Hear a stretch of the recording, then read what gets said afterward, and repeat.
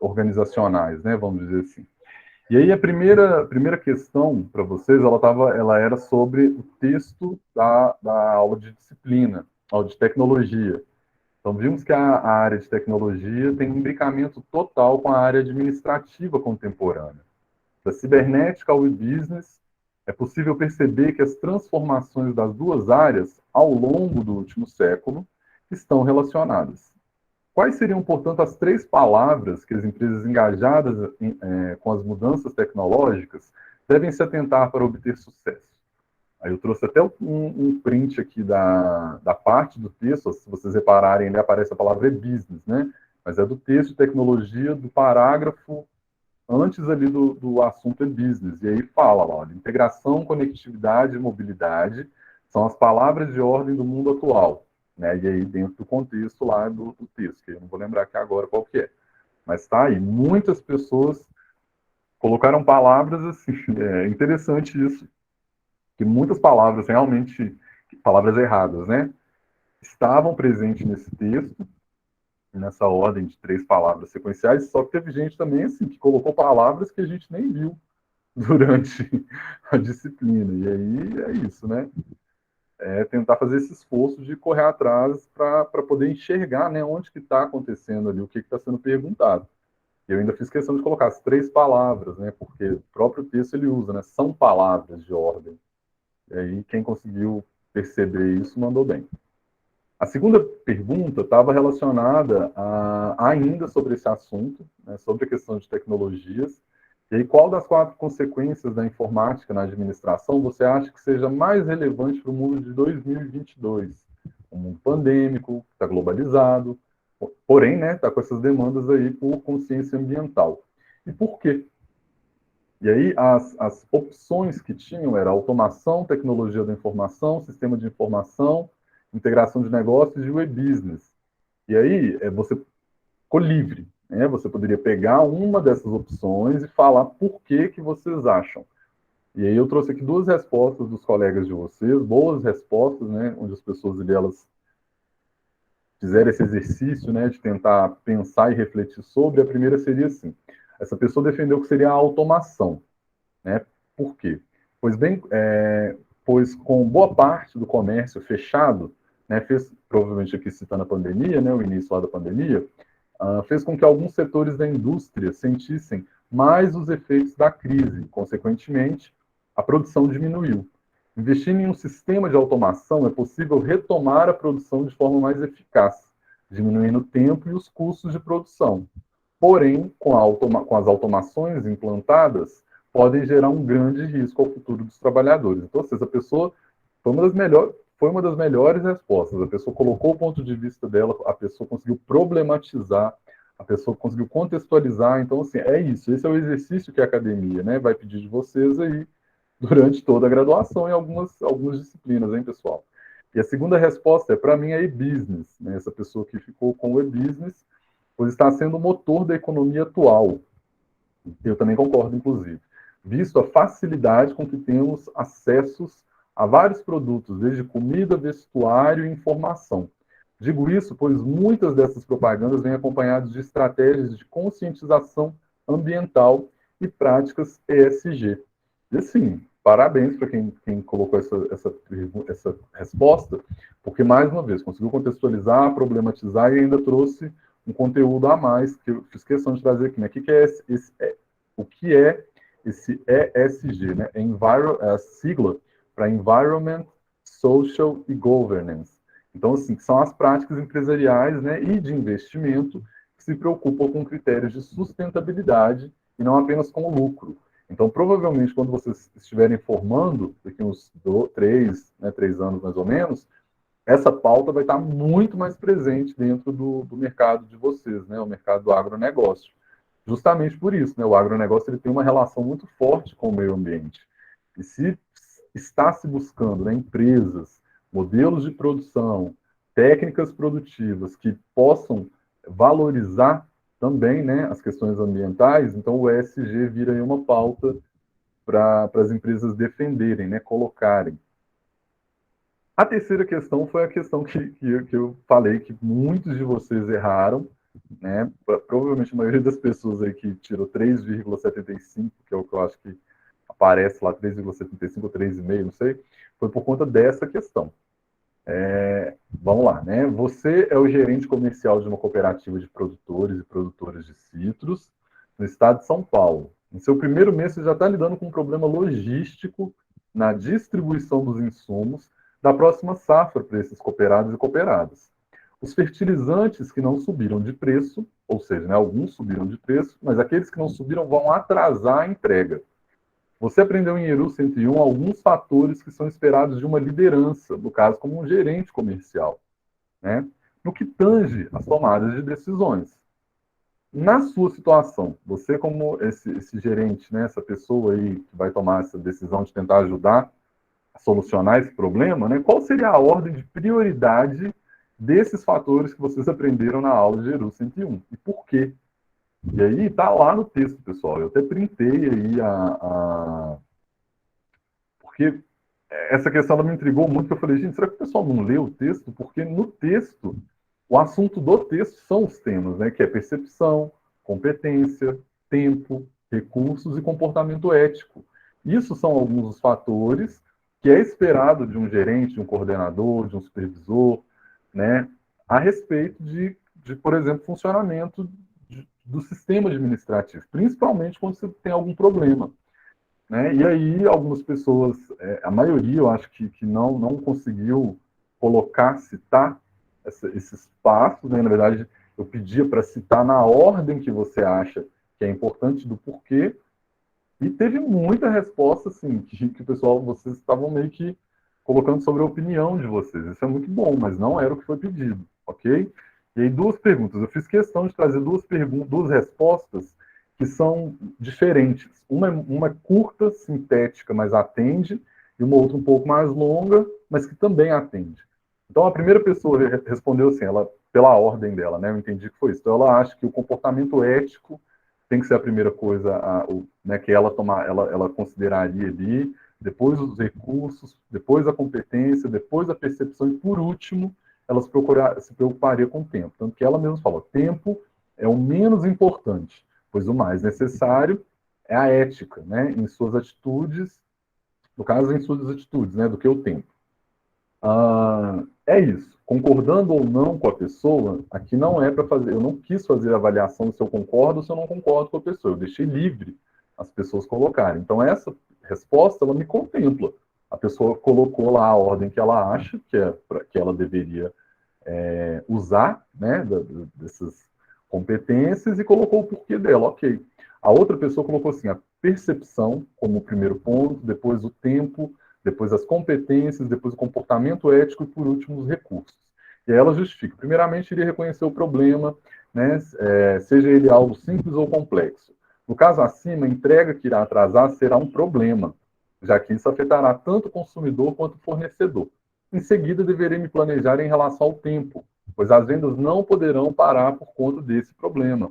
Porém, o mesmo deverá se encaixar como um empecilho que tem a sua devida importância. Logo após, irei selecionar as pessoas que irão resolver esse caso, mais especificamente os profissionais especializados em resolver esse tipo de problema, juntamente com aqueles outros profissionais que serão totalmente úteis para ajudar.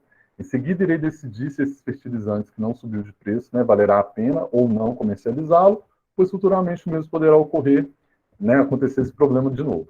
Além disso, o mesmo produto poderá ser transformado em outro, trazendo um resultado muito melhor do que o de antes. E, por fim, irei ver sobre as oportunidades de investimento desse fertilizante, já que às vezes o preço não vale a pena o investimento. Portanto, mesmo com o problema solucionado, é preciso uma reavaliação de todo o processo, envolvendo as taxas de risco também sobre esses fertilizantes. Então, assim, uma pergunta, uma resposta até complexa, a pessoa conseguiu ali usar da abstração e pensar, né, as possibilidades sobre isso, e é isso, pessoal. Né, na vida real, lá na prática, é mais ou menos isso mesmo. Você já tem que ter pensado por quê, o que eu tenho que fazer, se der errado, pelo menos você tentou, ok? E por último, a última pergunta, que aí já era a parte do livro, do material, né, do livro A Organização e Análise, do Henriques, onde a gente está falando de algumas instâncias. E aí, de acordo com ele, com o Henriques, que colocou a organização do divã da psicanálise dentre as instâncias observadas, então ele cita ali algumas instâncias, é na instância pulsional que se percebe ou verifica como agem os imaginários motor e enganador. Descreva com suas palavras como os imaginários motor e enganador são desenvolvidos na organização em relação a seus funcionários.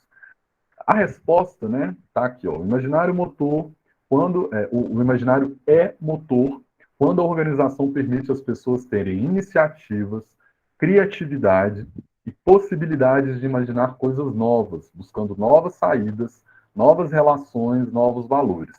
A organização desenvolve um imaginário enganador quando obriga as pessoas a realizarem um trabalho planejado e pensado por outros, induzindo-as a viverem sob o ideal de um sonho.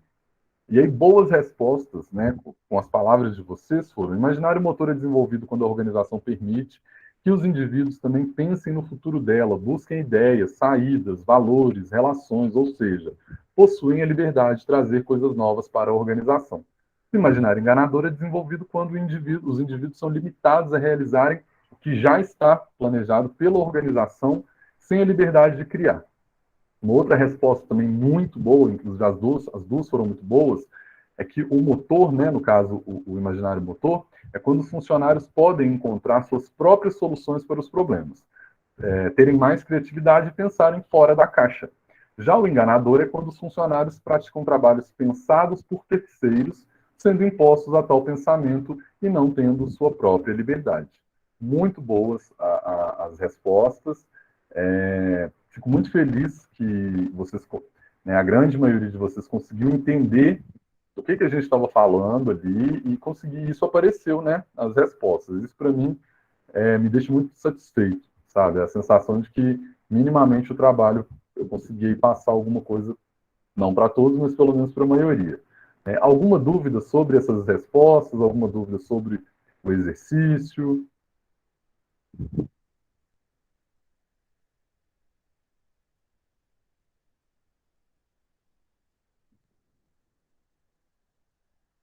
Se não tem, então vamos. Tranquilo, André? Beleza.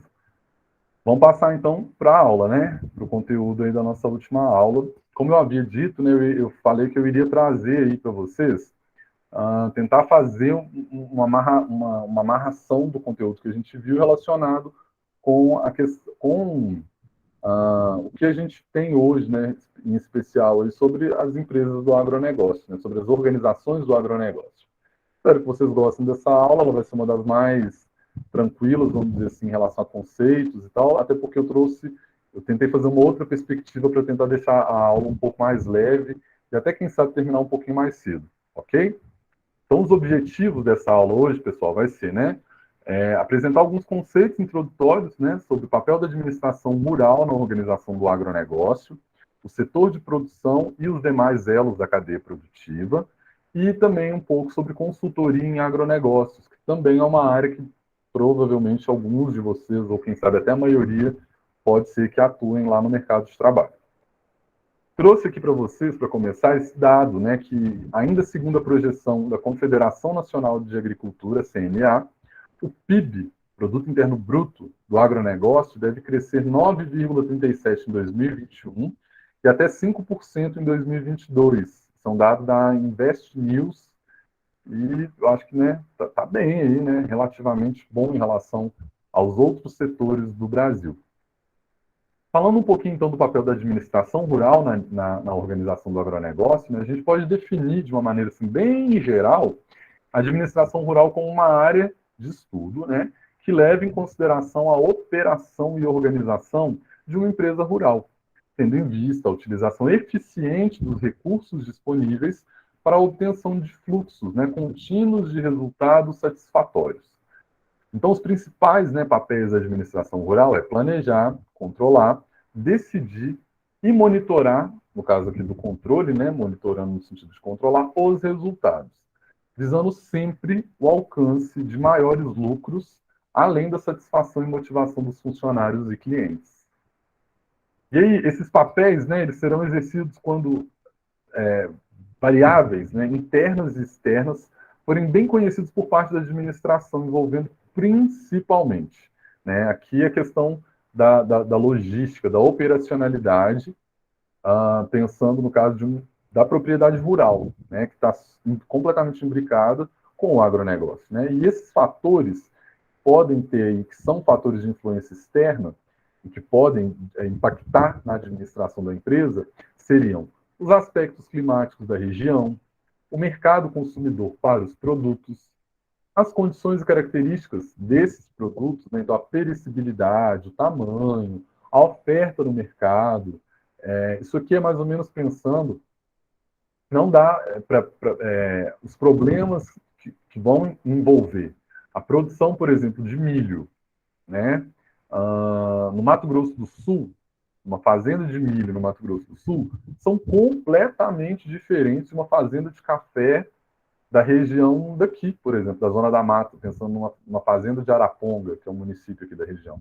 São problemas completamente diferentes, em escalas diferentes, que envolvem desde funcionários até compra de insumos e a própria logística operacional da coisa. São culturas com tempos diferentes, né? O milho, você consegue, de repente, plantar, às vezes, até 3 vezes no ano. O café, por exemplo, dá uma safra a cada ano, mas a safra vigorosa, a safra que dá lucro, o café é uma cultura bianual, né? Então, a cada 2 anos, ele vem com todo o vigor e consegue dar para o produtor, né, uma safra relativamente boa no sentido econômico. Então, assim, são características que tem que se pensar que, realmente, o setor agro, ele é muito grande e muito complexo. Né? Então, não dá para pensar em um segmento e tentar aplicar tudo isso para todos os outros. Não, tem as suas especificidades.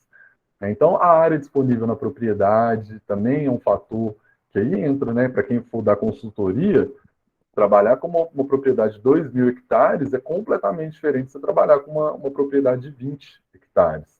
E 20 hectares, por exemplo, é uma realidade de alguns produtores aqui dessa região da Zona da Mata. 2.000 hectares são os pequenos produtores da região do Centro-Oeste. E olha para vocês verem, né, uma escala ampliada em 100 vezes, mas que, de certa forma, né, eles vão ter características, dependendo da forma de se analisar, até parecidas, né, por se enquadrarem como pequeno produtor, no caso do Centro-Oeste, um agricultor familiar, às vezes, aqui na região da Zona da Mata. A tecnologia disponível na propriedade, né, e aí eu imagino, se a maioria de vocês não estiverem ligados, né, à realidade, ao rural, vocês já devem imaginar, né, a questão da tecnologia. Muitas fazendas, por exemplo, de São Paulo, que eu posso falar porque eu conheço lá, são altamente tecnológicas.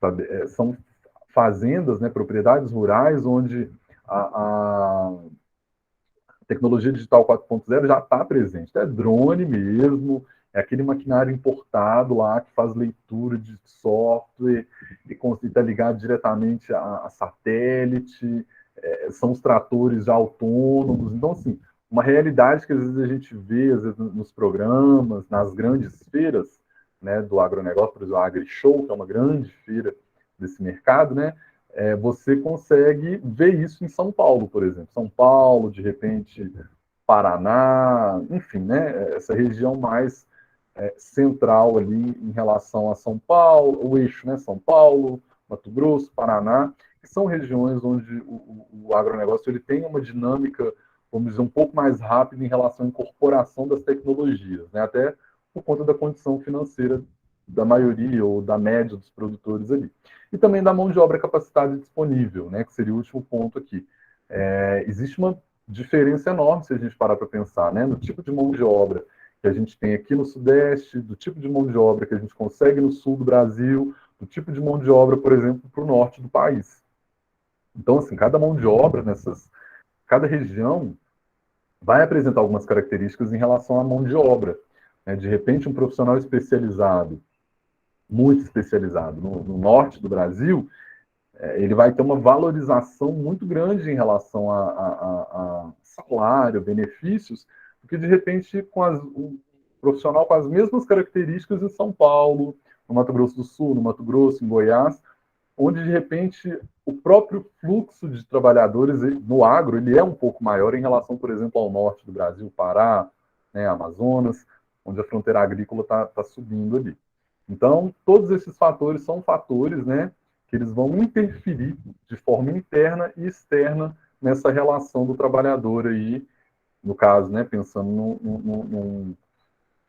numa empresa que gerencia esses, ou às vezes não gerencia, mas pode estar fornecendo um trabalho de prestador de serviço mesmo, né, de consultoria para o empreendimento, para a fazenda, para o que for. A administração rural, ela se relaciona com outras profissões e disciplinas, né? Sempre com foco, pessoal, na melhoria dos resultados esperados ali por essa empresa rural. Então, a gente vai ter os agrônomos, os zootecnistas, os veterinários, que ficam mais alinhados, né, a essa parte do conhecimento técnico específico, mais voltado para a produção, literalmente. Enquanto outras disciplinas da administração, e aí, pessoal, como eu tirei isso, eu fiz uma compilação de um texto, né? Aqui, esse autor não quis usar os bacharéis do agronegócio, por exemplo, para falar que, quando ele fala de disciplinas da administração. Mas o que está sendo dito aqui é isso, né? São vocês. No caso, os bacharéis e as bacharelas em agronegócio. O que vocês fazem, vocês vão aprender muitas disciplinas de administração, então vocês que vão auxiliar no processo de organização e gerenciamento da empresa rural. Né? E aí vocês vão ter que dominar, por exemplo, a parte de finança, né, que é voltada para o aspecto monetário, essa questão da administração dos fluxos de caixa.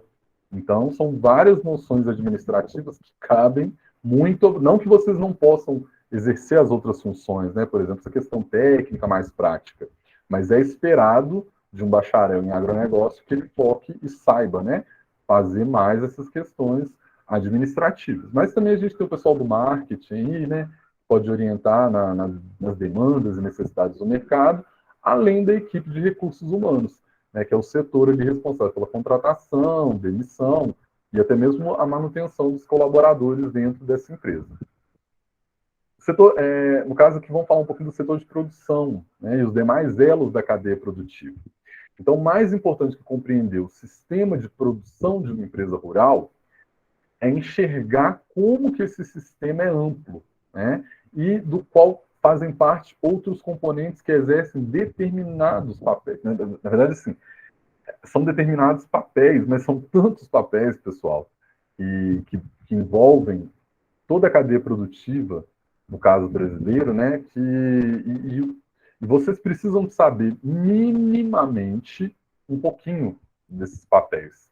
Sabe, é papel do bacharel ou da bacharela em agronegócio entender minimamente um pouquinho de cada um dos elos da cadeia produtiva, né? Porque vocês precisam, aí entra, lembra lá do Gestalt, olhar para um contexto e não olhar só para a cadeira e ver a cadeira.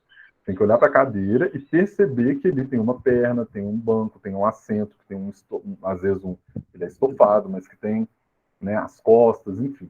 Pensar o elo da cadeia e analisar, saber minimamente analisar ele como um todo. Você não precisa de dominar todas as partes da cadeia produtiva, né? Porque aí entra, senão não precisaria dos outros profissionais. Porém, entender, sim, vocês precisam de entender. Eu trouxe aqui um exemplo de cadeia produtiva, a da soja. Então, assim, essa é a cadeia produtiva da soja e os autores, né, que o Andrade, Ortega e Campos, que foi quem pensaram esse esquemograma, eu vou chamar ele de esquemograma, né? E eles dividiram em 3 partes, que seria a parte antes da propriedade, da cadeia produtiva da soja, ela vai ter vários elos, e esses elos são ancorados em 3 partes.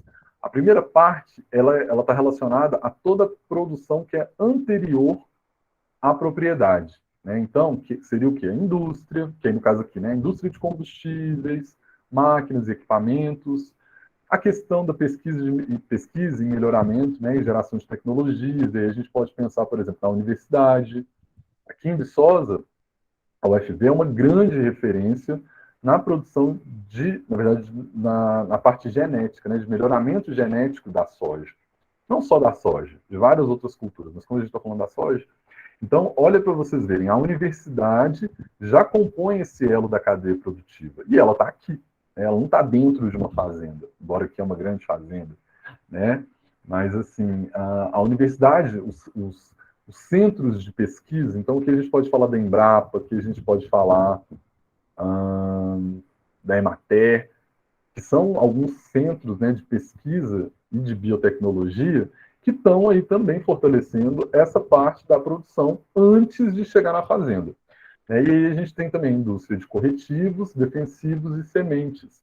É tanto que o debate todo sobre essa questão da guerra lá na Ucrânia com a Rússia, né, em relação ao aumento de alguns insumos, seriam o quê? Desses fertilizantes.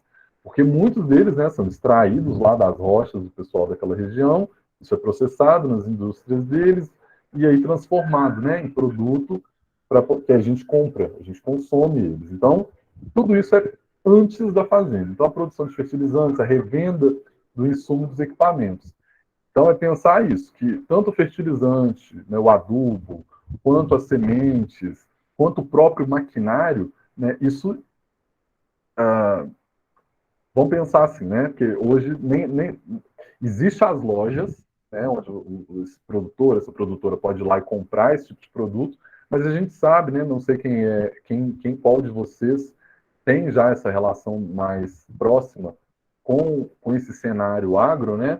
Mas também tem os representantes que vão nas propriedades para fazer ali, né, aquele suporte, para poder dar essa consultoria, que é uma consultoria mais mercadológica, né? Ela não é uma consultoria voltada tanto ali, literalmente, para resolver problemas no sentido não gratuito, né? Mas, enfim, é cobrado e tem um fim mercadológico, né? Então, esse cara, esse profissional, essa profissional, ele precisa de bater uma meta. Então, ele tem que vender lá X de adubo, X de semente, X de maquinário. E aí acaba que até que ponto a venda, porque eu compro porque eu preciso, ou eu compro porque me falaram que é bom e eu preciso de ter. Então, isso tudo é pré-fazenda, isso é antes da fazenda. E aí chegam os produtos para a fazenda. Nessa parte que a gente fala que é a unidade produtiva, né? A fazenda vira essa unidade produtiva. Então, pensando aqui na cadeia da soja, então é necessário você fazer um plantio, uma preparação desse solo, com uma correção, né? De repente um calcário para fazer a incorporação fazer uma neutralização ali enfim, né, do solo, para poder ajudar também com que os fertilizantes, quando eles forem colocados, né, vai aumentar a eficiência desses fertilizantes junto ali com a semente. E aí tem todos os processos, né, o plantio, depois do plantio, os tratos culturais, porque a planta vai crescendo, você precisa ali de cuidar dela, né, fazer com que ela cresça com saúde, com qualidade. Isso tudo acontece dentro da fazenda. Né? E aí vai ter a parte da semente, que é o plantio, até mesmo gerar a planta, e essa planta gerar os grãos, e aí começa a parte da colheita. A partir daí, mais uma vez, é a terceira parte desse elo, que é o pós-propriedade, então depois da propriedade.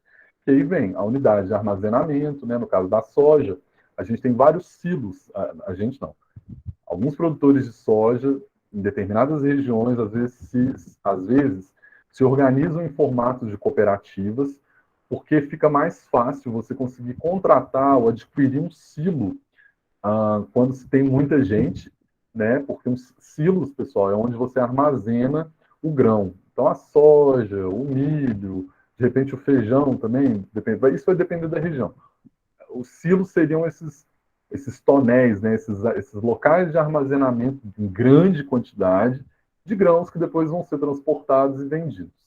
Isso tudo é pós-fazenda. Né? No caso aqui, eu estou dando um exemplo, e eu posso falar porque eu já vi, eu acho que quem estiver aí no Centro-Oeste pode até me confirmar isso, mas provavelmente vai ter esses silos, né, esses locais de armazenamento, eles ficam na cooperativa ou ficam numa fazenda, às vezes de uma pessoa que tem uma propriedade muito grande, que consegue ter esses silos e até receber de parceiros, né, de colegas ali, parceiros da região, da área da propriedade, ou então eles vão ser mesmo dispensados em cooperativas, né, que é justamente para isso, né, ele recebe de vários produtores e ali você consegue armazenar e abaixa ali o seu preço o seu custo de produção.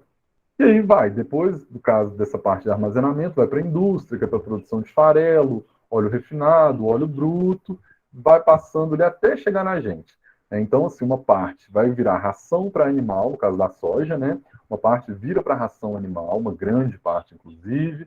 Uma outra parte, um pouco bem menor, vira para consumo humano. Uma outra parte vai para a indústria, porque a soja também ela tem outras utilidades para além da alimentação animal e humana, e vai, pessoal. E aí essa cadeia ela vai se expandindo, porque a soja ela tem várias funcionalidades, desde o campo da agroenergia até no campo de tinta, para vocês terem uma ideia. E aí entra, né? Mas isso aí vocês vão descobrir lá no campo. Eu trouxe esse outro esquema aqui, que ele é um pouco mais simplificado. Aqui está mostrando a cadeia produtiva dos bovinos, né? Então, acaba que ela é um pouco menor, mas, de certa forma, um pouco mais linear, vamos dizer assim, né? Porque tem os consumidores, os distribuidores, e esse pessoal se retroalimenta, tanto os consumidores quanto os distribuidores, e aí o entreposto, os revendedores, os frigoríficos, a produção, e aí a produção rural, no caso, pessoal, esse esquema aqui, ele está ao contrário em relação ao da soja.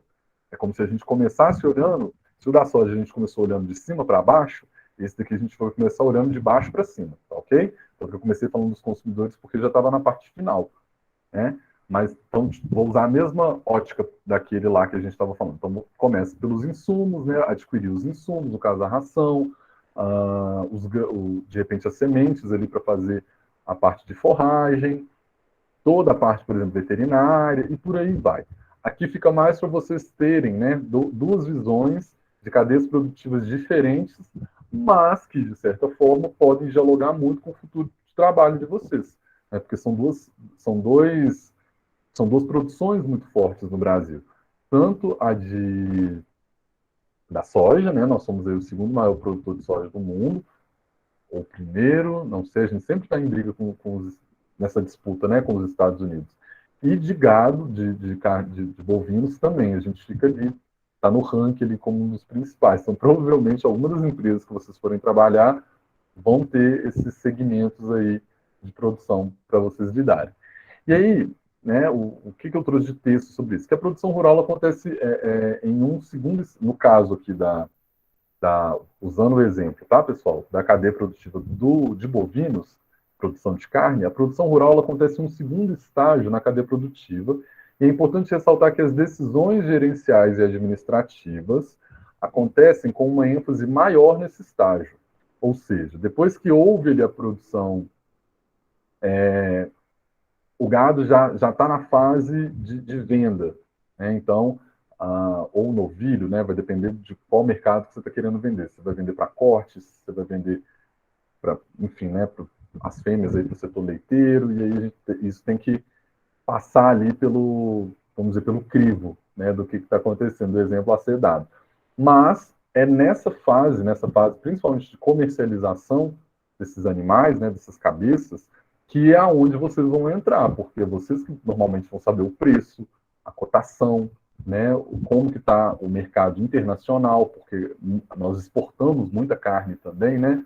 Então, toda essa parte, a partir dessa fase já da comercialização, é onde vocês, bacharéis do agronegócio, entram com tudo, né? Então, é como se do frigorífico ali para cima, fábrica, frigorífico, vocês têm que dominar um pouquinho de como que está esses cenários, né? Ressalta-se ainda o fato de que a existência da cadeia produtiva não predispõe a empresa rural a seguir necessariamente cada uma das etapas propostas, né? Então, a gente trouxe aqui um exemplo, que é um padrão, vamos dizer assim, mas que pode, de acordo com as necessidades, dificuldades, ou até mesmo, né, essa parte mesmo de individualidade, de como que o produtor ele quer vender para quem, ele quer fornecer para quem, né? Ou até mesmo que vocês vão ver daqui a pouco mais para frente, né? Quem é esse produtor? Isso tudo vai fazer muita diferença dentro dessas etapas do processo produtivo.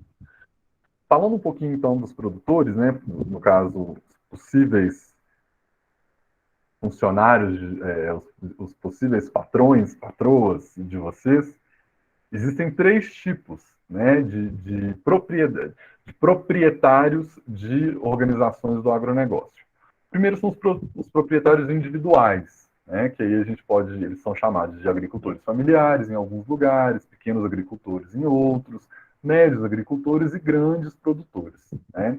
Então esse é um segmento provavelmente o mais conhecido, né, que é o que aparece na grande mídia, né, na Globo, nesses jornais que tem, nesses canais que tem jornais voltados para o agronegócio, né? Então sempre está falando de produtor individual, no máximo ele é um produtor familiar, né, que vai envolver a sua família, mas ainda assim nesse nicho, né, de produção, vamos dizer, menor. Depois a gente tem as cooperativas, né? Então, que inclusive, vocês vão ver, é uma das formas de trabalho, não, ah, é uma das formas de patronato, né, já que a cooperativa pode contratar um trabalhador, uma trabalhadora, né, então uma forma de patronato, que é uma das mais fortes do Brasil, assim. Né? As cooperativas, elas são muito fortes justamente pelo que elas conseguem, além de produzir, conseguir para os seus cooperados também, né, para os seus associados. Então, assim, é um fortalecimento muito grande. Né? Tudo, aquela coisa, né? Pensar que quanto mais gente se junta em prol de um propósito, esse propósito ele fica mais fácil de ser cumprido, né, de ser realizado. Então, a cooperativa ela tem um pouco dessa visão. E o último ponto aqui é as holdings, né, que seria um tipo de organização que permite que uma empresa e seus diretores controlem ou exerçam influência em outras empresas, né, conhecidas como subsidiárias. Então, vocês trabalhariam, por exemplo, nas subsidiárias dessas holdings.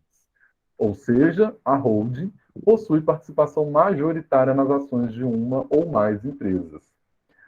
O caso da holding, pessoal, eu acho uma que a gente pode pensar, eu fiquei tentando tentar trazer um exemplo para vocês de uma, acabou que eu não consegui. Ao longo da aula, se eu lembrar de alguma, eu falo para vocês. Mas eu acho que aqui vocês vão conseguir ter uma noção do que é uma hold, né?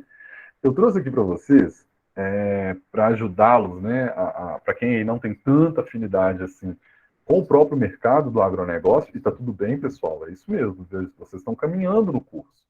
Né? Então, vocês não têm obrigação, por enquanto, de saber de quais empresas. Não, isso aí é algo com o tempo. Né? Mas é interessante que vocês também já saibam, pelo menos, onde procurar. Eu trouxe aqui para vocês uma reportagem da Forbes desse ano, do início desse ano, janeiro desse ano, onde eles traziam dados assim muito legais em relação ao mercado do agronegócio brasileiro.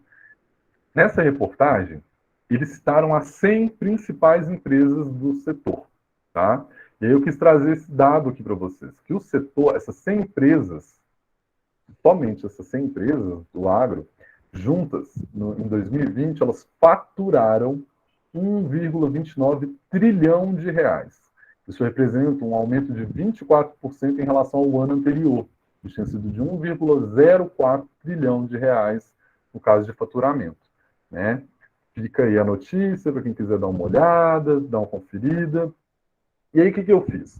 Não vou trazer as 100 empresas aqui, né? São muitas, mas eu acho muito interessante vocês darem uma olhada, pessoal, porque já saber, vocês já saberem quais são os possíveis locais onde vocês podem estar trabalhando.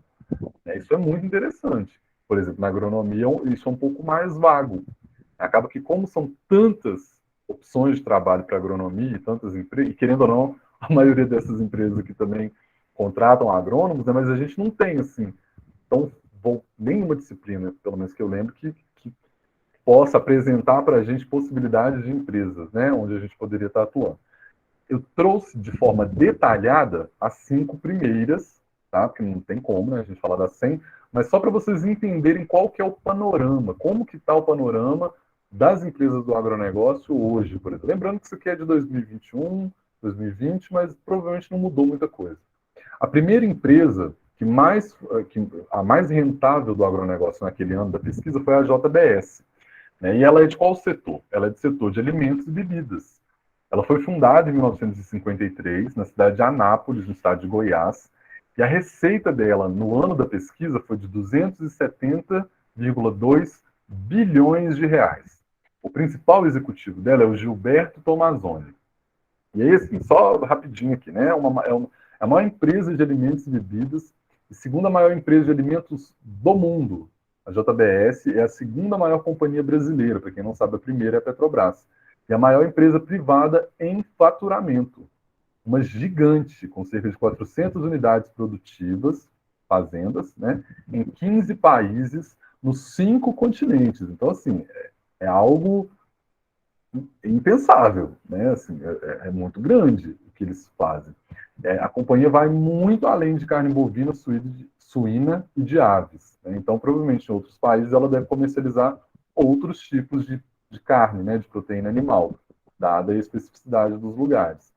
Ela possui negócios correlacionados como couros, biodiesel, higiene pessoal e limpeza, soluções de gestão de resíduos sólidos, embalagens metálicas e recentemente entrou nos alimentos alternativos investindo em proteína vegetal. Então, em 2020, a empresa voltou a apresentar um recorde, né, um resultado recorde, com esse faturamento de 270 bilhões, que é um crescimento de 32% em relação ao ano anterior. Então, a empresa passou a investir também em mercados alternativos, como foi falado aqui, em carnes vegetais. Olha que loucura, né? A empresa que trabalha com carne bovina também vai trabalhar com carne vegetal. A segunda maior empresa do setor agro no Brasil foi essa empresa, Raizen Energia. E olha que interessante, pessoal, o setor dessa empresa é o de agroenergia. Né? Mais para frente eu vou falar um pouquinho dele, do setor. Ela foi fundada em 2011, então tem aí pouco mais de 11 anos que a empresa existe em São Paulo. E, assim, gente, assustadoramente uma empresa com 11 anos de mercado faturou 120 bilhões de reais no ano, né, em 2020. E aí tem o executivo dela aí, o Ricardo Delac Mussa, e o principal fabricante, e ela, né, é a principal fabricante de etanol de cana-de-açúcar do Brasil, e maior exportador individual de açúcar de cana no mercado internacional. A Raizen surgiu como uma joint venture entre a Cosan e a Shell no Brasil, e ela possui 26 unidades produtivas e uma ampla rede de distribuição de produtos, com cerca de 7 mil postos de serviço da marca Shell, 65 terminais de distribuição e 65 aeroportos. Os resultados recentes foram beneficiados pela alta dos preços das commodities e da energia. Aqui a gente está falando início de pandemia, um pouquinho antes do início da pandemia, né? E aí a empresa possui 1 gigawatt de capacidade instalada de produção de energia elétrica a partir do bagaço de cana. Pessoal, isso é muita energia. 1 gigawatt, assim, eu acho que Furnas não deve chegar a isso. Assim, é muito. Furnas é a maior, né, do Brasil. A Raizen emprega mais de 30 mil funcionários. O pessoal vai anotando essas empresas aí para vocês depois tentarem um estágio lá, hein? A terceira vai ser a Cosan e também é do setor de agroenergia. E aí fica a dica de qual setor está bombando para vocês. Ó. Vocês já estão meio que sabendo aí qual setor está bombando no Brasil, pelo menos né, antes aí um pouquinho da pandemia, enfim, isso tudo. Mas não deve ter mudado muito, não. A Cosan é uma empresa de 1936, então uma empresa de muito tempo, né, caminhando aí quase para 100 anos, quase 90 anos, e ela teve a receita de 68 bilhões de reais. E aí o executivo dela é essa pessoa, Luiz Henrique Carlos de Boutier Guimarães, e ela é uma das maiores empresas do agronegócio do país. Né? A Cosan nasceu em 36, quando os irmãos Pedro Ometo e João Ometo associaram-se ao empresário Mário Dedini, o italiano, para comprar a usina Costa Pinto em Piracicaba, interior de São Paulo. Se alguém foi dessa região, ó. Em 1989, o grupo chegou a ser o maior produtor de açúcar e álcool do mundo, com 22 empresas e moagem de 10,5 milhões de toneladas de cana-de-açúcar, 5% do total brasileiro.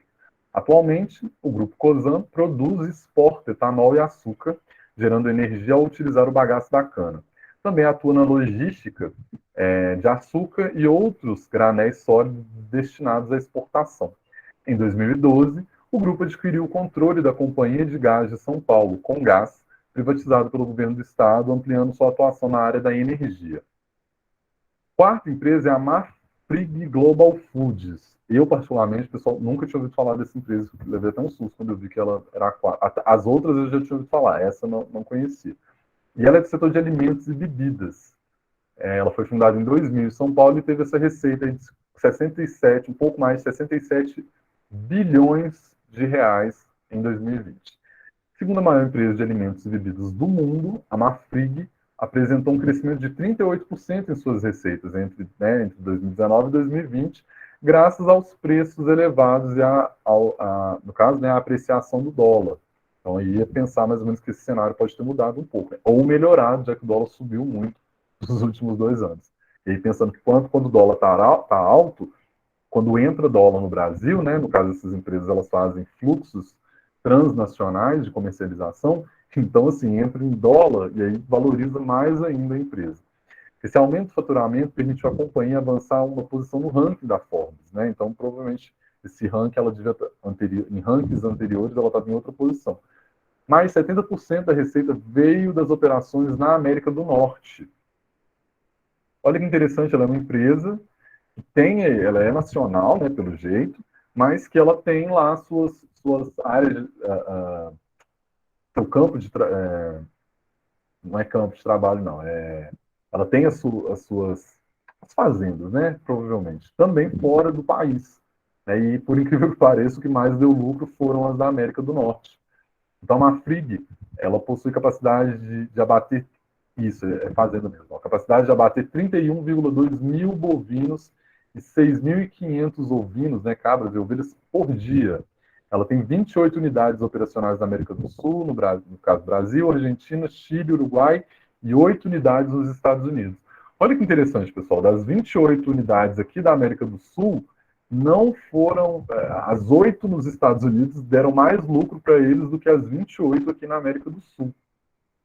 Ou seja, para quem tiver interessado, que é outra coisa que eu vou falar lá na frente também, a questão do aprender um segundo idioma, tá? Isso eu vou falar mais para frente. E aí, por último, eu trouxe então a Cargill, né, que eu acho que provavelmente vocês devem, não sei se vocês conhecem ou já ouviram falar da Cargill, que também é do setor de alimentos e bebidas. E aí ela é a primeira desse ranking, né, que não é uma empresa nacional. A Cargill ela foi fundada em 1865 em Conover, no Iowa, nos Estados Unidos, e está no Brasil, né, ela se instala no Brasil 100 anos depois, em 1965. E desde então está por aí. A receita dela foi de 67 bilhões de reais. O principal executivo da Cargill no Brasil, né, é o Paulo Souza. Cargill é um caso raro, né? Ela foi fundada há 156 anos nos Estados Unidos. É uma empresa gigantesca, de capital fechado. Você sabe o que é capital fechado, pessoal? Capital fechado é diferente de uma SA, que é uma sociedade anônima, uma empresa que ela coloca uma parte dela na bolsa de valores, onde qualquer pessoa pode ir lá e comprar o título e se tornar um sócio. Você não vira sócio, né? Mas você passa a ter uma parte via papéis, né? Quando você compra uma ação da empresa, e aí você fica ali como uma pequena parcela, como um possível dono dela. Né? Isso aí é no campo lá das relações dos investimentos. Só que a Cargill ela não quis. A Cargill é de uma família. Até hoje, a mesma família que cuida da Cargill, né? Que administra, que é a dona, né? Que é a dona da Cargill. E isso é meio que interessante, porque mostra, de certa forma, que ela é muito sólida, né? Que ela não precisou de ir para o mercado de bolsa de valores, assim, quando uma empresa vai para o mercado da bolsa de valores, né, visto no Nubank. Olha o que o Nubank fez. Ele foi para...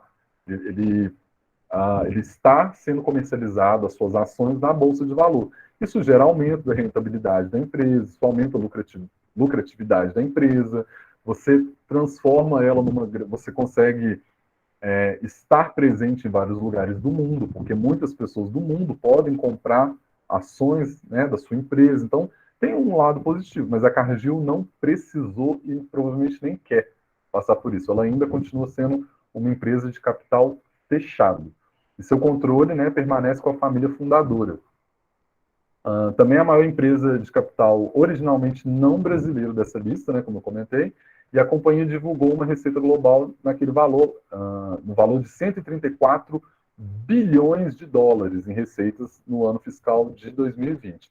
Esse valor que a gente está vendo ali, pessoal, de 67,16 bilhões de reais, é no Brasil, tá? A Cargill Mundo, né, a Cargill no caso dos Estados Unidos, mas a nível global, ela teve a lucratividade de 134 bilhões de dólares. Então, assim, é muito dinheiro. A empresa surgiu a partir, né, de um armazém para grãos e posteriormente expandiu suas atividades com outras commodities. Então, provavelmente, ele deve ter pegado vários, sei lá, petróleo e outras commodities que a gente tem por aí. Atualmente, a Cargill atua nas áreas de alimento, energia e logística.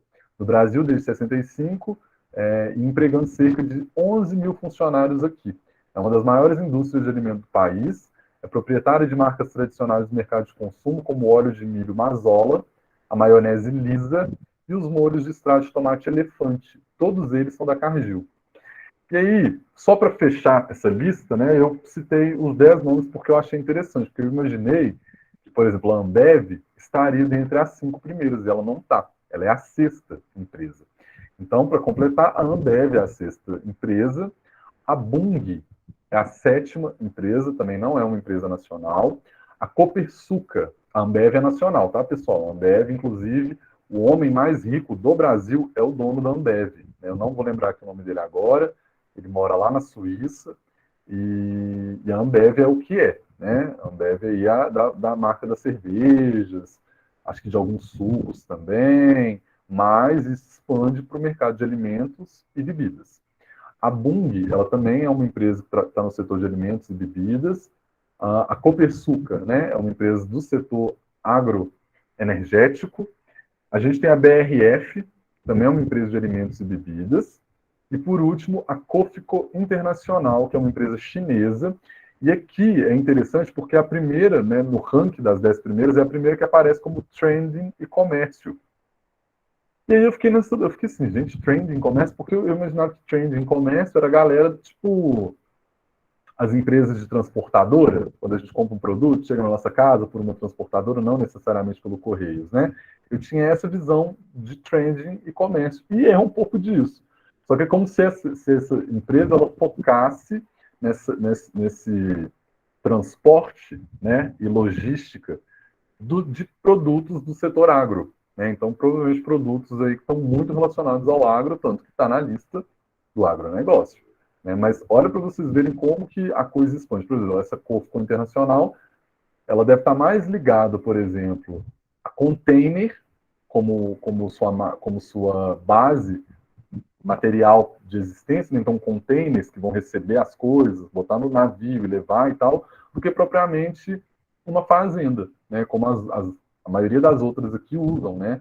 A sua base material são as propriedades rurais, onde vai produzir o gado, enfim, vai produzir as mercadorias, né? As commodities, ou então o gado. Então, eu trouxe aqui para vocês, né, essa lista com as 10 primeiras, para vocês já terem uma ideia de como que está o setor do agronegócio para vocês aí no Brasil. Como vocês puderam reparar, né, tem alguns setores que bombam, que são os setores, vamos dizer assim, que mais se destacam, né, dentro das empresas do agronegócio. Quais que são de acordo com essa lista da Forbes, né, pessoal? Então, assim, imagino que eles não conseguiram mapear todas as empresas do Brasil, mas as principais estão aí, e elas são de agroenergia. Então, aqui deve estar setor, as fazendas de açúcar, cana-de-açúcar, produção, de repente, de alguns óleos vegetais, dependendo do que for, que também pode ser convertido, né, em energia. A gente tem a agromecânica. Então, a agromecânica seria as empresas que produzem os maquinários, né, para poder aí fazerem a operacionalização da produção agrícola. Né? E esses maquinários, pessoal, eles vão desde trator até, sei lá, máquina de ordenhar a vaca. Né? Tudo isso são produtos, né, mecânicos, máquinas voltados para o setor agro. O agroquímico, né, o setor agroquímico, então a gente tem as empresas de fertilizantes, as empresas, até as produtoras mesmo, né, de pesticidas, que podem estar aqui no Brasil, então do setor agroquímico, essa produção aí é meio redundante, mas é produção química, né, de produtos que vão ser utilizados aí na produção agrícola para o país. A gente tem o setor de alimentos e bebidas, como a gente pôde ver, né, um grande exemplo aí, por exemplo, a Cargill, né, ou então a BRF, que seriam essas empresas que elas devem ter grandes propriedades, plantam vários tipos de produto, criam ali também gado, só que também devem produzir, sei lá, o milho que vai fazer a cerveja, a uva que vai fazer o vinho, e o vinho é deles, a cerveja é deles. Então tem todas essas empresas assim, são tantos os negócios que elas atuam que às vezes é até difícil para a gente pensar que uma mesma empresa produz assim, aquela coisa, né? As três partes, por exemplo, do setor da cadeia produtiva que a gente viu lá da soja, né? E aí entra aqui no ponto que eu queria falar com vocês, a parte de cooperativas. As cooperativas, se vocês forem lá nessa lista para vocês verem, são as empresas que mais aparecem. Isso aqui é cooperativa, não sei o que é cooperativa. Muitas cooperativas. Assim. Eu presumo dizer que são a categoria a categoria né, de produção que é a mais presente na lista dessas 100 empresas, são cooperativas. Provavelmente, pessoal, é pelo impacto que as cooperativas têm dentro da produção. Né? Como eu tinha falado anteriormente, é mais barato, é mais prático, é mais, não vou dizer mais fácil, né? Mas é mais, é como se acelerasse vários processos que um produtor sozinho ou uma empresa sozinha, ela não daria conta. Se você tem ali essa junção, né, essa cooperação, essa criação desses laços que vão fazer com que essas pessoas atuem em formato de cooperativa, isso aí dá um boom gigantesco nos lucros mesmo, né, da empresa e tal, e isso ficou nítido nessa lista.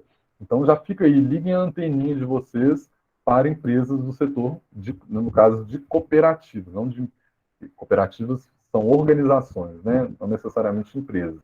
Então, para essas organizações que são as cooperativas. Aí a gente tem a madeira, celulose e papel, que também é muito forte aqui no Brasil, né? E aí a gente sabe disso, né? Que tem muita plantação de eucalipto, que vai ser usado para produzir, né? Papel, celulose, enfim. E por último, essa trend em comércio. Que aí eu imagino, pessoal, eu acho que eu tenho certeza, é um setor que ele exige da maioria de seus funcionários pelo menos em 2 idiomas. Então, quem quiser ir para esse setor, né, de trade em comércio, até pelas posições que vocês vão ocupar, né, vide aí o que vocês vão se tornar para o mercado, né, bacharéis em agronegócio, da UFV, então tem toda uma, uma especificidade, né, que é colocada em vocês, que colocam vocês como boas referências de profissionais para o mercado. Só que tem que ter essa segunda língua, bom? E aí cai nisso. Ó. Quando, lá naquela lista, nas 10 primeiras, a gente vai ter uma dos Estados Unidos, ou duas dos Estados Unidos, e uma da China, né, que é aquela última lá, Kofka. E aí entra, pessoal, dependendo do que vocês quiserem ocupar, e aí eu acho que depois vocês ouvirem tanto eu falar de posição, de hierarquia, posição de autoridade, né? Imagino que vocês querem ocupar esses lugares, né? Vocês perceberam que vocês estão aqui para isso, para estudar, para se qualificar, para poder assumir esses lugares de liderança. E aí entra.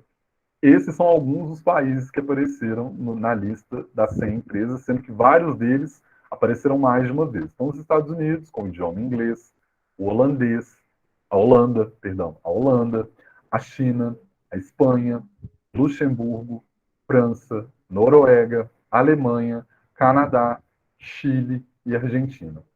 Provavelmente eu devo ter esquecido alguma, né? Porque como era uma lista muito grande, eu fui passando, mas já dá para ver que é um número surreal de países que estão com empresas aqui no Brasil, contratando mão de obra brasileira para poder estarem atuando aí nas suas empresas, né, nas suas corporações, nas suas organizações.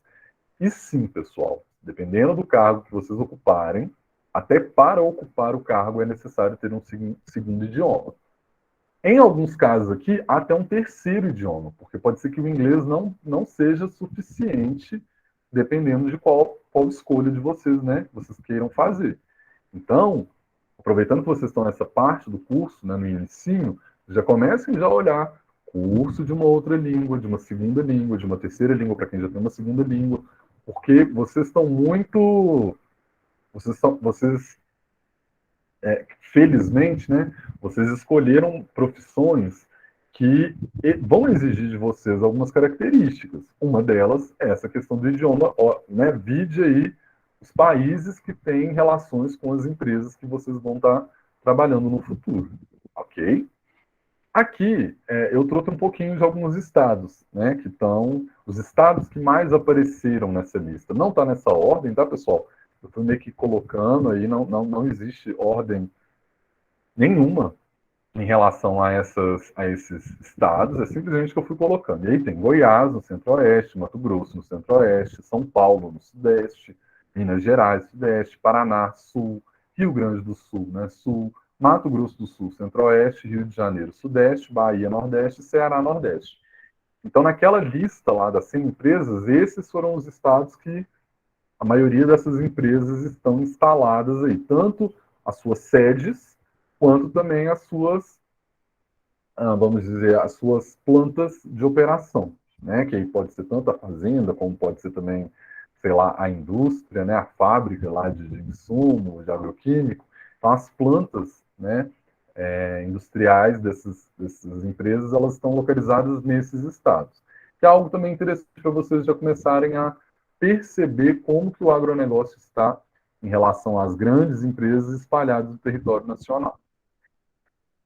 Vamos então partir, agora que vocês já tiveram uma noção, né, de como que está o mercado do agronegócio no Brasil. Lembrando, né, pessoal, eu tentei trazer o mais atual possível para vocês.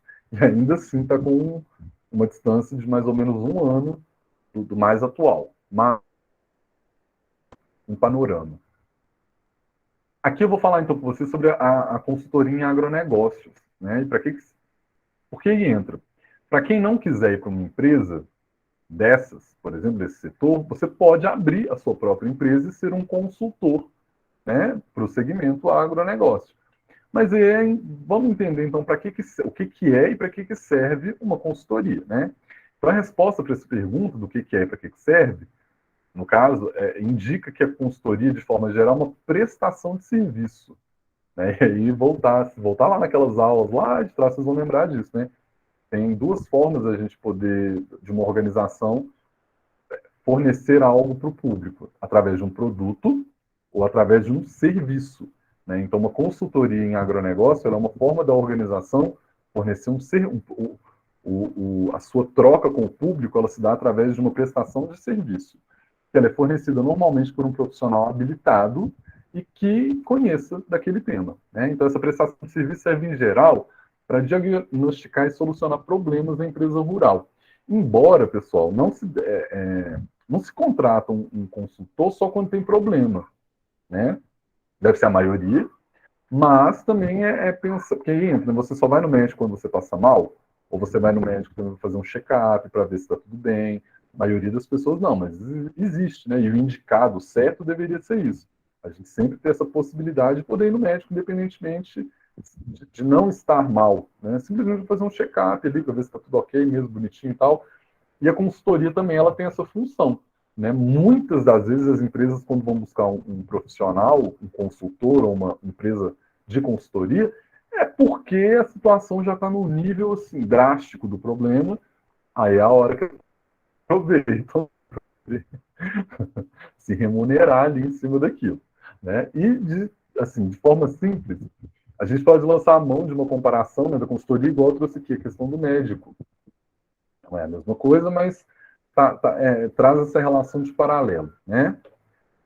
Consultoria empresarial é um processo interativo de um agente de mudanças externo à empresa, o qual assume a responsabilidade de auxiliar o administrador e profissionais da referida empresa nas tomadas de decisões, né? Não tendo, entretanto, o controle direto da situação. O controle direto vai ser dos gerentes, dos CEOs, né? do cargo executivo da empresa. O consultor ele está ali para ver junto da equipe qual que é o problema, analisar, propor uma solução. Se vai ser acatado a solução, aí é o corpo da empresa que tem que decidir, né? O grupo executivo, por exemplo. Existem alguns tipos de consultoria. Então, assim, tanto que é pensar que, dentre as várias formas de consultoria, né, as principais seriam a interna e a consultoria externa. A consultoria interna seria quando a empresa pega, seleciona um funcionário e esse funcionário, graças à sua especialização de alguma coisa, em algum nível aí, ele mesmo pode dar essa consultoria para um setor, para vários setores e tudo mais. O benefício quando você traz um funcionário de dentro da empresa é que ele sabe dos processos, né? Ele conhece a trajetória da empresa. Então, ele consegue meio que estar percebendo e chegar, às vezes, até no problema de uma forma mais rápida, né? Por ele já saber ali do funcionamento da empresa.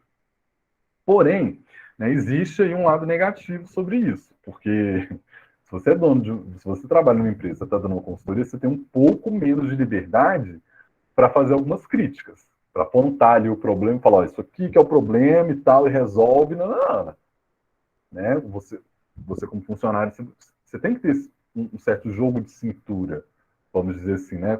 No apontamento dos problemas. Né? Você não pode sair criticando a empresa, e tudo, até porque é a empresa que paga o seu salário. Então, meio que você fica nesse lugar aí, né? Quando você dá uma consultoria interna, de você conhece melhor a estrutura da empresa, mas ao mesmo tempo você fica meio que refém no sentido de não, de repente você não pode ser tão sincero com as suas observações e tomadas ali, né, de decisão que você vai sugerir. O outro é a consultoria externa, né, que inclusive eu acredito que deva ser a maioria dos tipos de consultoria. Aí pessoal, uma empresa, um consultor, enfim, a empresa ou a propriedade rural ou a empresa rural contrata o serviço de uma consultoria, de um prestador de serviço, um consultor, que essa pessoa não conhece a empresa, não é amigo de ninguém, não tem relação nenhuma, e que, de certa forma, né, por mais que às vezes demore, seja mais demorado o processo de pensar, de enxergar, pensar e propor as soluções, essa pessoa é neutra em relação à empresa. Então, ela consegue, às vezes, apontar o erro, fazer críticas pesadas sobre o funcionamento de algumas coisas ali, justamente por essa neutralidade. Eu não sou daqui. Eu não sou funcionário desse lugar. Vocês só estão me pagando para eu vir aqui fazer o meu trabalho.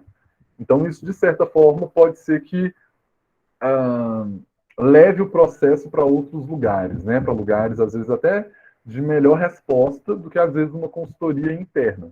Tá bom? E aí, existe, né, alguns tipos de consultoria, mas que estão relacionados à estrutura da consultoria.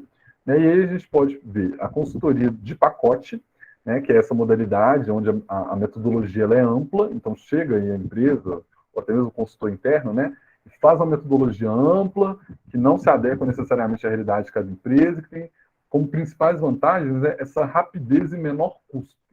Então é como se chegasse lá você chegasse, no caso, você seria o consultor, né? Vamos supor. Então, a empresa chega lá para vocês, a empresa rural, que está passando por vários problemas, e vocês, na empresa de vocês, vocês têm um monte de pacote. Ó, a gente tem esse pacote aqui para lidar com essa sua situação, é isso, isso e isso. Pacotes. Pacotes, igual plano de celular. Tem vários tipos de plano de celular. É a mesma ideia. E aí o contratante escolhe o pacote que ele quer e acontece essa troca. A consultoria artesanal, né, que a metodologia é mais específica e atende cada característica particular da empresa. Normalmente apresenta a melhor qualidade dos serviços desenvolvidos. Aqui é aquela consultoria mesmo, onde o consultor senta junto com o gestor da empresa, o dono da empresa, quem contratou ele, e começa a mapear, vamos desenhar, vamos pensar a estratégia, vamos pensar na pesquisa, como que vai ser feita, para levantar os dados e tal. Então, assim, é artesanal no sentido disso, é construído quase que ali, né? A gente vai ter uma consultoria quanto à sua amplitude. Então, né, como o próprio nome já diz, refere-se à amplitude, ou seja, qual a extensão total do trabalho a ser realizado. Pensando, por exemplo, numa consultoria que envolve uma empresa que quer nascer. Ela quer nascer agora, ou então que ela vai mudar totalmente o segmento dela, né? Começar do zero, vamos dizer assim. E isso é uma amplitude. Qual que é a amplitude desse negócio? Total. Total. Essa empresa ela vai precisar de um trabalho, de um esforço ali que, que vai impactar em anos do trabalho dela, principalmente se ela estiver no início, né? Então, assim como o contrário também é válido. Então, de repente, é um problema pontual, é um problema exclusivo dessa safra, é um problema exclusivo desse período, desse semestre. Então, não tem essa necessidade de pensar um cronograma enorme. Não. Então, ela é mais curtinha. Então, a gente tem tanto grande quanto pequeno em relação ao tempo, amplitude. A consultoria especializada, né, que aí tem como foco um dos setores da empresa, então, pensar num problema, né, aí eu acho que pode ser que é onde cada um ficaria na sua caixinha, né? Então, uma empresa rural está tendo problema com seu gado, por exemplo, né?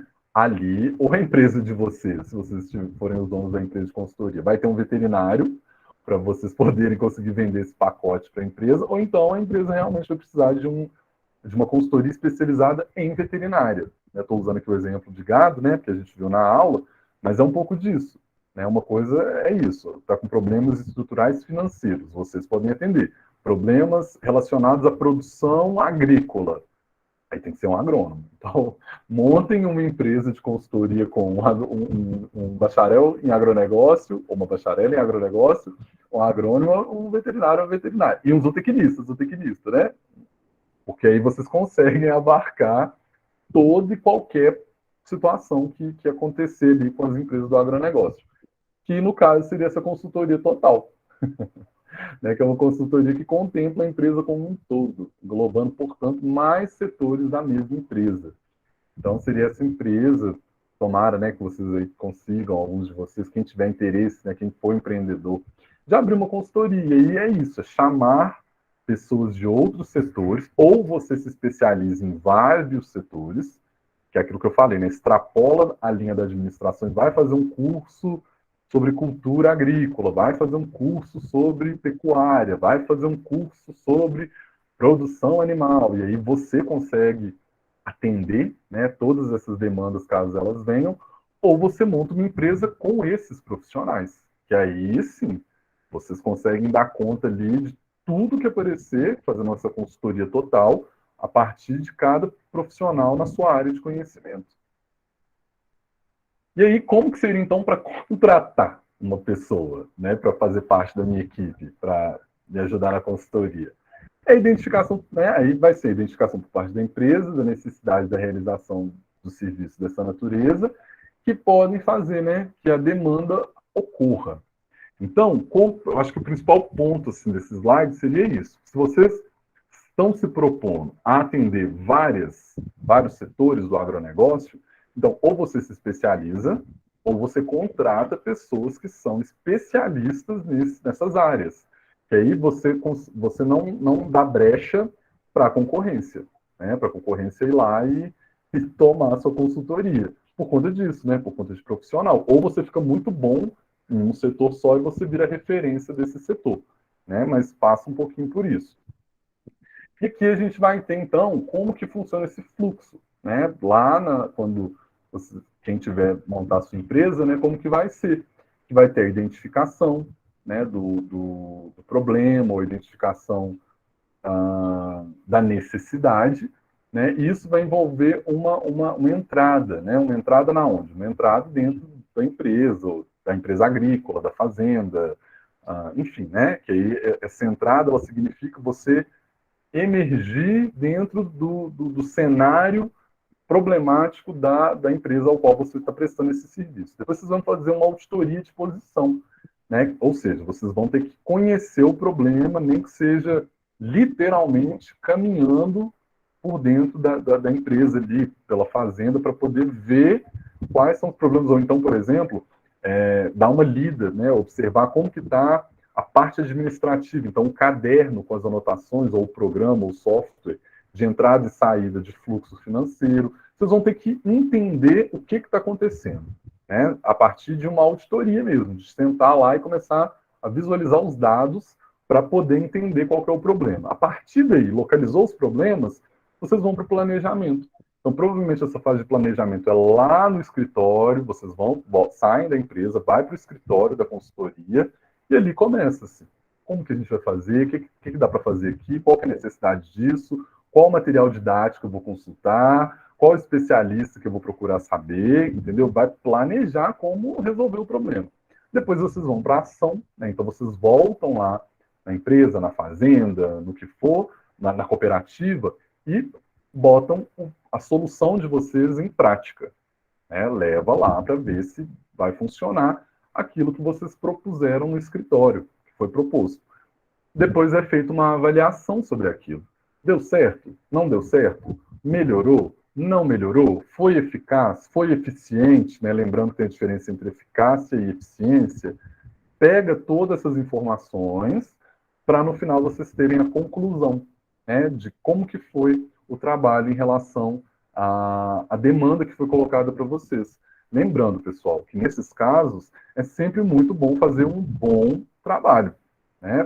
Façam um bom trabalho, porque é a hora de vocês conseguirem fidelizar o cliente de vocês, né? Fidelizar aí os parceiros de vocês. Além do trabalho de consultoria propriamente dito, né, o consultor ele pode ainda prestar os seguintes serviços à empresa cliente, né, que é de treinamento, palestra, pesquisas e também de auditorias. Né? Então, vocês podem se especializar através de pós-graduações, né, MBAs e tudo mais, para vocês conseguirem também ocupar essas brechas, essas lacunas dentro do agro, nesses espaços aí que aparecem, né? Tanto treinamento, quanto palestra, quanto pesquisa e de auditoria. Pessoal, agora vocês estão assim... Peraí, apertei aqui errado. Agora vocês estão um pouco, vou dizer assim, um pouco mais conscientes, né, dos vários processos, debates, temas e teorias que envolvem a administração e o agronegócio. Né? Então, eu particularmente espero que vocês tenham aproveitado essa disciplina, que vocês tenham apreendido o conhecimento dessa disciplina, e é isso. Só tenho a agradecer vocês e abro aí também para vocês puderem, quem puder, né, e quiser, lógico, falar um pouquinho se gostou, não gostou, o que achou. É para eu ter esse feedback porque eu não consigo ter. Enquanto eu vou criar aqui a lista de chamadas de vocês, que hoje, pela correria da vida, eu esqueci. Então me marquem em 1, 2 minutinhos, se alguém quiser mandar no chat, alguma coisa assim, até para ter esse retorno de vocês, né, esse feedback de vocês, que nas notas eu já estou muito feliz. Não vou mentir, eu estou muito satisfeito com o que vocês puderam me proporcionar.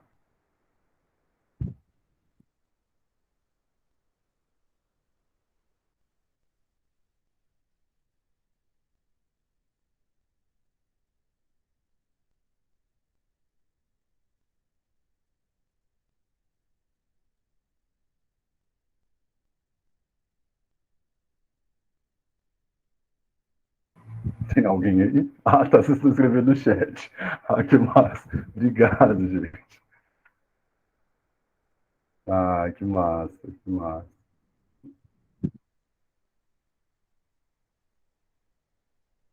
Olha, o Elias tinha comentado aqui do JBS, fazendo em 2021. Caramba, eles subiram mais para 350 bilhões. Nossa, que loucura. Ô, André, que bom, fico feliz, viu? Massa. Valeu, Fábio, Esther, tu. Ó, que bom. Que bom que você achou organizado, André. Aí entra, gente, eu não sei, que nem eu falei, né? Como eu não tive aula virtual, eu não sei assim como que eu aprendi com vocês, viu? Porque eu tive algumas dificuldades em relação a essa disciplina, em relação a conseguir algumas informações de como que ela funcionava. Então, meio que foi na raça, viu, pessoal, que eu aprendi a lidar aqui. Então, já estou terminando, tá, gente? De criar aqui a lista de chamada para vocês. Mas vocês foram, assim, extremamente cuidadosos e simpáticos. Tá? Eu que agradeço cada um de vocês pelo... Quem abriu o microfone aí, tinha disposição para falar, quem escrevia no chat, quem estava aí, às vezes, no início da aula, e que eu entrava, né, e a pessoa já estava ali. E é muito legal, boa tarde, isso que faz valer a pena. sabe? A gente, no meu caso, né, que está sendo uma experiência, assim, pessoal, bem nova. Eu nunca passei por isso, assim. E, que nem eu falei, não, eu não fiz a disciplina, então, assim, meio que algumas coisas eu descobri junto com vocês. Algumas coisas a gente tinha ideia, né? Dá para ter uma ideia, mas outras a gente vai descobrindo junto. E vocês foram super carinhosos, super tranquilos, e me deixaram muito tranquilo.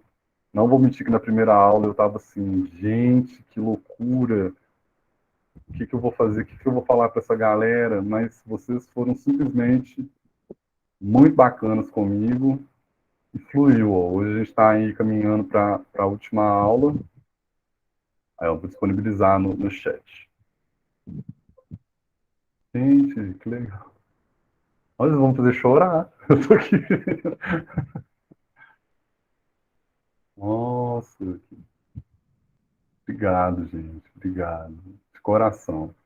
Vocês que foram maravilhosos. Só passar aqui o último slide, né? Que aí é essa informação. Então, na nossa, a gente não se vê mais, né? Assim, não sei como é que vai fazer aí com se alguém pegar a final, né? Eu não sei mesmo, até porque o contrato do estágio ele finaliza agora. Eu finalizo sexta-feira, eu acho. Eu que agradeço, Gabriel, pela presença de cada um de vocês. Então, talvez a gente se vê, mas tomara que não, gente. Tomara que eu não veja ninguém na final. Tomara que vocês tudo, a gente possa se ver nas. Vou até parar aqui a gravação, peraí, que aí dá para falar. Eu quero falar. Só parar aqui, que aí dá para